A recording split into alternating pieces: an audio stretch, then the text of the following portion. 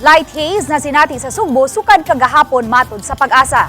Matod ni Engineer Jhomer Eclarino, Weather Specialist sa Visayas PAGASA Regional Services Division, nga sukad alas 8 kagahapon sa buntag, na-obserbahan nila ang haze dinhi sa Sugbo. Hinoon makonsidera ra kini nga anaa sa level nga light haze.